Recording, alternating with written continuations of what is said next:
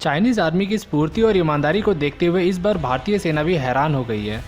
पिछले 9 महीने से हमारे जमीन पर खड़े हुए चीनी सैनिकों का अचानक से हजारों की संख्या में पीछे हट जाना, साथ ही साथ 200 टैंकों को भी युद्ध भूमि से हटा देना, जहां एक तरफ देशवासियों को खुश कर रहा है तो वहीं दूसरी तरफ भारतीय सैनिकों को इसमें एक नई चीनी चाल की बू आ रही है।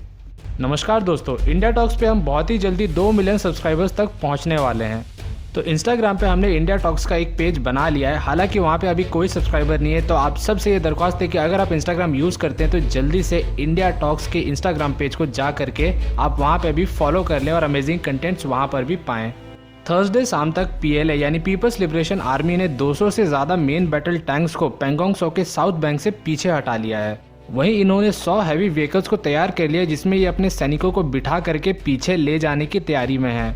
और भारतीय रिपोर्ट्स की माने तो लगभग 10,000 चीनी सैनिक अपने पोजीशन छोड़ के पीछे हट चुके हैं। तो सवाल यहाँ पर यह भी है कि ये कितना पीछे हटे हैं और पीछे हट के कहाँ जाने वाले हैं। दरअसल ये ज़्यादा पीछे नहीं हटे, बल्कि फिंगर 8 के पीछे चीन का एक सेक्टर है जिसका नाम है श्रीजाप सेक्टर। ये सारे सैनिक जा करके वहीं पे बेस हो जाएंगे चाइना के मेन बेस कैंप में। अभी तक मनमानी कर रहे चीन को भारत ने कैसे मजबूर किया फिंगर 4 से उठ के फिंगर 8 पे जाने के लिए।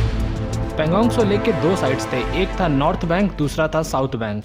नॉर्थ बैंक में बहुत सारे फिंगर्स थे जहां ये सारा विवाद चल रहा था। वहीं साउथ बैंक में ऊंची ऊंची पहाड़ियां हैं जिन्हें कैलाश रेंज कहा जाता है। चाइनीज सैनिक 29 अगस्त 2020 को इन्हीं रेंज के ऊपर जो पहाड़ियां हैं जैसे कि रेजांगला और रेचिनला, इनके ऊपर कब्जा करने के फिराक में आए थे।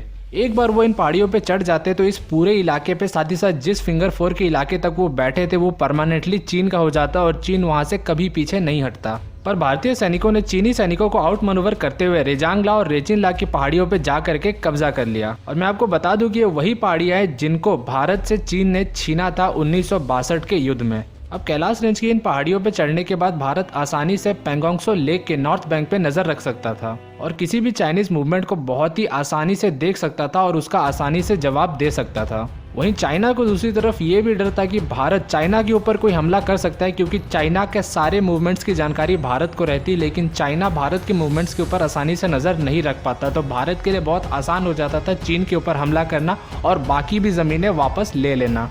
चीन की बड़ी सिंपल नीति है, चीन के लिए कोई दोस्त नहीं है, कोई दुश्मन नहीं है। जो भी इलाका चीन को ऐसा लगेगा कि कमज़ोर पड़ रहा है उसके ऊपर चीन कब्जा कर लेगा। वहीं दूसरी तरफ किसी इलाके पर अगर चीन को लगेगा उसका दुश्मन बहुत मजबूत है तो चीन पीछे हट जाएगा।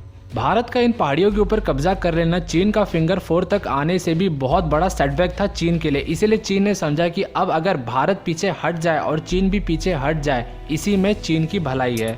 अब करंट सिनेरियो की बात करें तो सैटरडे तक पूरा विड्रॉवल कंप्लीट हो जाने के ऊपर एग्रीमेंट हो चुका है। भारत और चीन दोनों के ही सैनिक अप्रैल 2020 से पहले के जो पोजीशन थे वहां पे वापस चले जाएंगे दोनों ही इलाके में, यानी पेंगोंग त्सो के नॉर्थ बैंक में और इसके साउथ बैंक में। यानी चीन की पीपल्स लिबरेशन आर्मी फिंगर 8 से पीछे जाकर के श्रीजाप सेक्टर पे जाके सेटल हो जाएगी। वहीं भारत की सेना फिंगर 3 के पास मौजूद धान सिंह थापा पोस्ट पे आ करके रह जाएगी।